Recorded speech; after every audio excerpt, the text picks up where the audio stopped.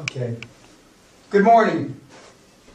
Unlike most other seminars we've attended, we're not going to go around and introduce each other and be everybody's fucking friend. And I don't give a shit about that, and you shouldn't either. So I don't care where you're from, although we have a lot of different places covered here. Malaysia, Singapore, Canada by way of India. Pakistan, okay. Germany, English, Austrian, which really is by way of Hitler, but anyway, that's another story. Romanian gypsy, more than one, 3 Romanian gypsies, a priest, a wannabe from New York City by way of Dominican Republic or Puerto Rico, someplace where everybody's poor, and the U.S. We're going to cover a lot of material, and as we'll point out, ostensibly this is my last gig, and we're filming it. And I'm not going to, I won't try to embarrass you, but I will. And individually, just because once I figure out your buttons to push, I'll push them. And, but we're going to have a real learning experience for the next 6 days and approximately 60 hours. And so you can ask me a question anytime you want. But just so we understand one another, I do believe there are dumb questions. So if you ask me a dumb fucking question, I will make sure that you understand it's a dumb question and everybody else in the room will understand it's a dumb question. Because I don't believe that there are no dumb questions. Because if you're paying attention, and some of you have been here 1, 2, 3, 9, 10, 11 times. So if you don't fucking get it then, you're never fucking going to get it and you shouldn't be paying me money again. You should just go put a bullet in your mouth, a gun in your mouth and blow your fucking brains out. And we do have a gun here that we can facilitate that. And it wouldn't be bad, it'd be like a snuff film. We could do it and videograph it and show the back of your brains going all over. And you could give them a little last rites before. Yes. Yeah, of course. Of course. Okay. First, the movie last night, Too Big to Fail, is a metaphor for this seminar, and it's about the financial crisis 2008-2009 and how the government attempted to bail everybody out. And if you remember the closing scenes, the Treasury Secretary is standing there in the window. He was a bird watcher, by the way, if you remember from the beginning of the movie. In real life, he is a bird watcher. And he says, gee, now, I hope that the banks are going to lend the money out and put it out in the system, which of course they haven't. Now I'm a believer that the country and the world would not have gone bankrupt if the government hadn't bailed them out. I believe in supply and demand in the marketplace to work things out. I also don't believe in global warming. 55,000 years ago, it was hotter here than it is today on the planet. That's a whole other story. But you should be in the position, and the reason we use that movie, we used to use the movie Rudy the first day, who I happen to know, Rudy Rudiger, the famous guy that played football for 20 seconds at Notre Dame after trying for 7 years, because we want you to think in bigger numbers. Some of you think in numbers that aren't even before the decimal, that are only after the decimal point, not before the decimal point. Does everybody understand that, verstehen? Okay. So, but it's a good movie. It's fairly accurate. It's fairly factual, but it shows how the federal government can bully people. The British government's no different. I thought it was rather unique because the British government said, no, we can't allow the Barclays deal to go by, actually, because we have to give a shareholders approval. And then the Bank of England's got to approve it, and this guy's got to approve it, and everybody and their dog.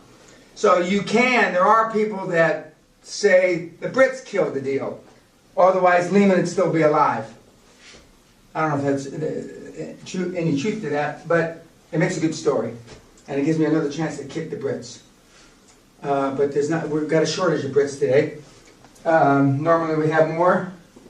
But this seminar that I've worked on, this is my 20th year, my 20th anniversary of coaching, will be May this year, is devoted to high performance people. Some of you in this room are high performance. Some of you are more high performance than others. Some of you are not high performance. and you want to be a high-performance person. Some of you pretend to be high-performance and are not. So we have a potpourri of experience and we have a potpourri of success. In my judgment, it's really Pandora's box that you're about to open, because you're going to find out within 36 hours from today whether this is really for you. Now, for the ones that have come back 2, 3 times, etc., either they really want to be a high performance and or they want to be a higher high performance, or they're fucking stupid and they haven't gotten it. We have those occasionally, and I still try my best and try to pull them along, push them along, kick them along. And some of you will have foot marks on your chest before you leave here. Some will have my foot mark up your arse, as they say in England. And some of you will have foot marks on your face, because I will do whatever it takes. And for those of you that know me a long time, I don't really give a shit if you like me. It doesn't make a fuck to me. Because I'm probably the only person that you've ever met that really, when he says, I don't give a fuck if anybody likes me, I'm telling the truth. Because I don't. Because like and friends are problems. They're like fucking albatrosses on your neck. And we have a couple people here that want to be liked, not even liked, they want to be fucking loved. If my children, and one of my children has been through the seminar, my youngest son, the MBA genius, he knows. I say, and we were in China with a very successful family, and he's in the back seat and I'm sitting in the front seat, and the sons are talking back and forth, and he said, you know, my father loves me, this and that and this and that. And he said, what about your dad? And they know I'm sitting in the front seat, and he said, my dad's goal is he doesn't care if we love him when he dies, only that we respect him. That's it. I don't give a shit about the love. And moms can't turn loose. Your children, for those of you, not just the women, I'm not just pointing at the moms, are fucked up because of you. Self-esteem is built the first 6 to 8 years of life. Who has the child the first 6 to 8 years of life? Unfortunately, who? Mom. So who fucks him up? Mom. Now, to be politically correct, dads stay home.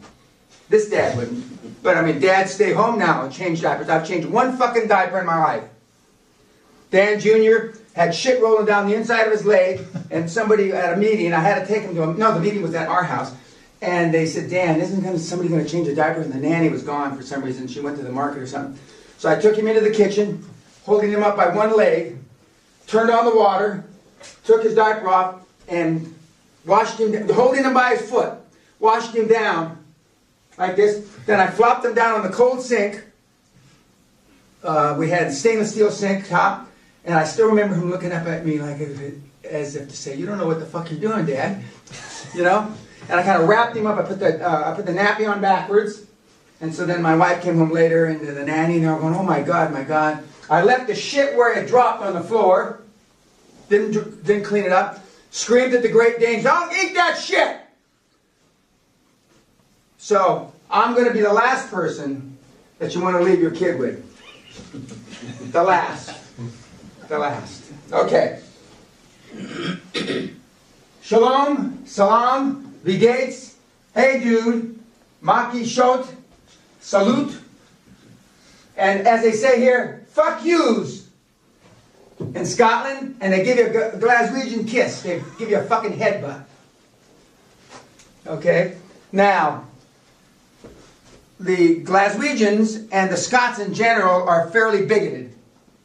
And so I feel very comfortable being here. And when I make slanderous remarks about different ethnic groups, it's not meant to, except for when I do it for the Romanians, I mean it. But I mean everybody else other than the gypsies, I don't mean it. I'm just doing it because it makes good copy. I'm doing it because we're on film now, and this is going to be memorialized and then put in my time capsule. But welcome to my home, Guthrie Castle. This is the perfect metaphor for yesterday's dreams or today's realities. When we talk about goal setting and dreams, this was a dream of mine in March, April 1983, and I moved in August of '84. Ladies and gentlemen, once upon a time you had a dream. You saw life as an exciting challenge, and you took a gutsy chance. You made a terrifying leap into the unknown and survived the experience, the sweet taste of victory. I don't know when it was, but I do know you did it. Otherwise, you would not be sitting in this room. Perhaps it was a death-defying skateboard or a bike trick. Maybe it was climbing the tallest tree in the park or asking someone out for your first date. Many of you will have at one time taken the frightening step of starting your own business, stacking all the chips on the table and betting everything you own on your ability to win. Whatever you did, you took what I call a quantum leap. You challenged the world and you were invincible. You fought, you dared, and you won. Then something happened to you. You allowed self-doubt to pierce your armor. You listened to the naysayers of this world and started to believe them. You started to question your abilities. What if my success was just a fluke? Maybe I was just lucky. Supposing I can't repeat the stunt. You started to falter. You started to doubt. In short, you stopped playing to win and you started playing not to lose. I'm here to tell you that there is a very big difference between playing to win and playing not to lose. It's the difference between super success and lukewarm mediocrity, between winning the game of life and losing or barely surviving. The seminar has one purpose only, to rekindle and strengthen within you the searing flame of desire. Desire to make another quantum leap, then another and another until you reach stratospheric levels of success and leave the competition behind you in the dust. This seminar is about making you really and truly believe in yourself like you've never done before, forcing you to recall the time when you acted as if they had no limits to your abilities, when you leapt the chasm and landed victorious on the other side. More importantly, this seminar is about daring, fighting, and winning. I want to tell you at the offset that there is no success without risk, no fighting without action, and no winning without sacrifice. If you're not willing to dare to take decisive action and sacrifice many aspects of your normal life, then this seminar is not for you. I'm here to say you cannot have it all. And whoever the fuck told you you can have it all is a lying cunt. Get off script a little because I get emotional about that. I'm here to say you can't have it all. And any touchy-feely silk suit guru who tells you otherwise is wrong and hasn't done it himself. Because if you're willing to listen and learn, if you're prepared to avoid the company of morons and ignore conventional wisdom, if you will join with me and look at the world straight in the eye, dare it to stand in your way and take powerful, decisive action, then each and every one of you can become much more successful than you are. This is not some happy, slappy, feel-good, rah-rah rally. I'm not here for you to like me. If you want a friend, buy a dog. I'm here to tell you how to load your pockets with so much money ripped out of your business or the business you've yet to form that they need a crane to haul it out.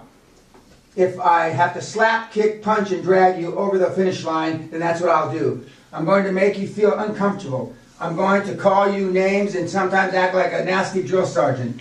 I'll be up here doing whatever it takes to make you realize one thing. You've been too comfortable.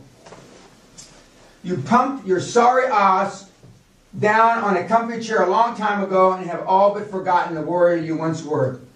My task over the next week is to get you out of that armchair and turn you into a lean, mean fighting machine, ready to take on the world, ready to make your own quantum leap personally in all aspects of your life, and ready to haul away cash in the tens of millions or more. I trust you will listen carefully to my message. And remember, you came here for me to challenge your limits, and I will, not to like or love me. I strongly suggest you keep that in mind, or it will be an extremely tough week. It will be tough enough without any extra burdens. My job, my goal, my ambition is to get your ambition to achievement. Some of your ambitions are small. So for those of you that have small ambition, it's to make them grow. Some of your ambitions are grandiose, not beyond comprehension, but beyond the realities of the things that you're doing to make them happen. I want to be $1 billion company. We've had people sit in this room. They can't spell fucking billion. I'm going to be $1 billion company. Out of one side of their mouth and the other side of their mouth, we're fucking lucky to be here. Okay, we're going to not tone down your goals and ambition, but show you how to put structure behind it so you can attain them. Peñaism. QLA privilege. Work, a lot of fucking work. Most of you don't work hard enough. Some of you don't want to work harder. That's your choice. That's not me. Some of you are comfortable. Made a few bob. A bob means a few dollars, a few euros, or whatever.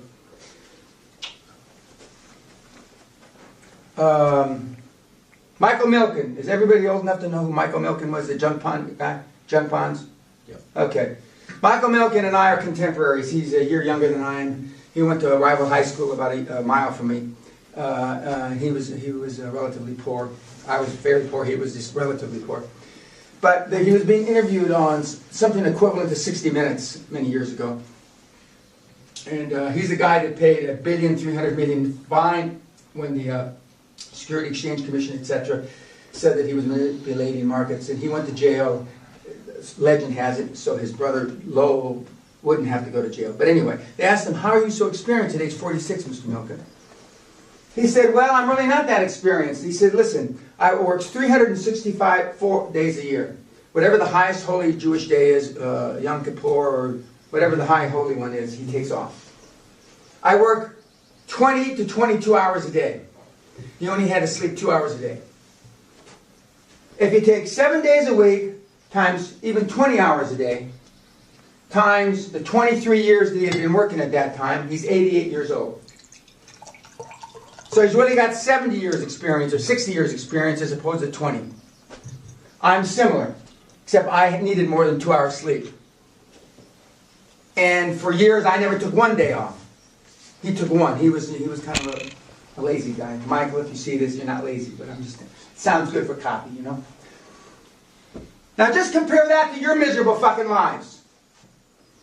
We had a board meeting here the other day, and one of the guys, 36 years old, was so stressed that when he got home, he took the whole day off and stayed in bed and slept, I'm told. What the fuck? If I'm embarrassed to even say it, that I would even consider being in business with somebody who's a fucking bum like that. We didn't do anything that day during the board meeting. Board meeting was, what, 4 or 5 hours? We didn't do anything. And he had to go home and rest. Take the day off and sleep. If I was his father, I'd be embarrassed. I'd disown him. It's like in the movie the King of Thrones, that program on TV. You are not my son. Get the fuck out, he tells the dwarf, the midget guy. You are not my son. What? When I start talking about why, in my opinion, by the way, I've been telling some people in this room that Cyprus was going to collapse. I think I told you too. And all the net scum and all the bums and all the crooks from Belarus, they all put their money there. Well, now it's gone. Then but you tell that everything will collapse, so eventually I don't say everything will collapse. But I've been saying Cyprus for 15 years. I'm kidding. And for those of you that lost money in Cyprus, fuck you. You deserved it. And that goes for you on the film. Success requires no explanation. Failure must be doctored with alibis. I hear a lot of alibis in this room. When I have private time, the Romanians are best for alibis. Alibi must have started as a Romanian word. Okay? You know, I don't have to make excuses. My track record's on my website. I've done about 35 billion euros in deals, which is about 34 billion more than you've done. I'm being kind. Okay. Okay. I used to say, my wife has lost more net worth in fur coats at airports than you've made. Now I can say jewelry and fur coats. And it's all about expectations. But when you start with these alibis, I'm not interested. Because the real truth is nobody else is interested. But political correctness is you listen. Oh, really? Gee, that's it. I'm not interested. Next. Because when you listen to bullshit, listen to this one hard, Father. When you listen to bullshit, and you say nothing, you're giving tacit approval that it's all fucking okay. When it's not okay. So when you listen to bullshit, whether it's a government minister, and you don't say, fuck you, minister, you're giving tacit approval. And you want to know why your kids are fucked up? Because a whole 2 generations have been raised, you just listen, you don't correct them, da da da da. And now look at what we got left. I don't, whether it's in an email, a Skype, or whatever, I never just sit by and listen. I tell you when I say you're full of shit. I tell you nobody's going to believe that. I tell you straight up. And that's when your little feelings, because your little egos and little self-image and little self-esteem is fucking existent. I have more self-esteem in this fucking toe that I broke a few weeks ago than this whole room has. In my toe. Because you don't have any. Most of your self-images are shit. And you wonder why you can't convince somebody of something. Or you wonder why you put up with bullshit. But we're going to show you how to fix all that. We're going to fix it.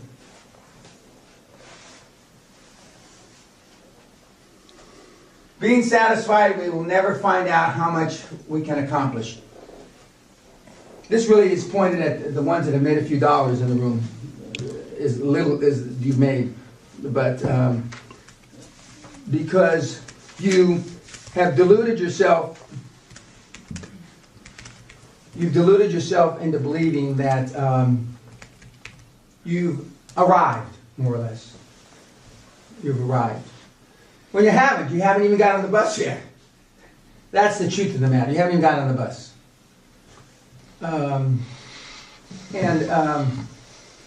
Again, when we talk about goals, and you see where I started. See, when you're happy, you don't change. And even though you say you're not happy, you are happy. You know, some of you in this room, even though you've got a lot of alibis, you take 2-3 months off, you travel around, fuck around, you go different places. I mean, it's beyond my comprehension. It just is. It's, yes. But you can be... Oh, okay. Chip. Yeah. Let's not start off on the wrong foot here. Okay. I'm not interested in, because you got multiple sclerosis and you got to go and you make your bones warm. I don't give a shit about that. Nobody else in this room gives a shit. Okay? Okay, so stop. Stop. We don't give a fuck. Okay. See, because if I listen to them, then some of it's going to leak into your fucking weak little brain. And you're going to believe, why didn't Dan stop him? So I don't. I've learned, especially with him. Okay, and he's successful. So if I beat a successful guy, just wait till I get around to you. With all his bad traits, and he's got as many more than the whole room put together, he's still successful. So, but my goal is to try to eliminate some of those bad traits so he can be more successful. And when you have pain, you change. We change in our lives for 2 different reasons. Inspiration or desperation. And there aren't too many inspired people in this room. That's a good place